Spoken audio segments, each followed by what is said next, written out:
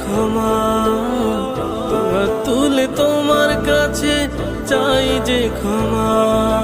ও হো হো হো, হা, ও হো হো হো, হা,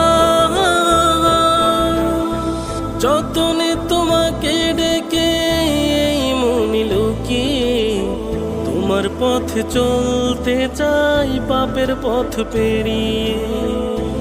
ও যতনে তোমাকে ডেকে এই মনে লুকিয়ে তোমার পথে চলতে চাই পাপের পথ পেরিয়ে। তোমার রহম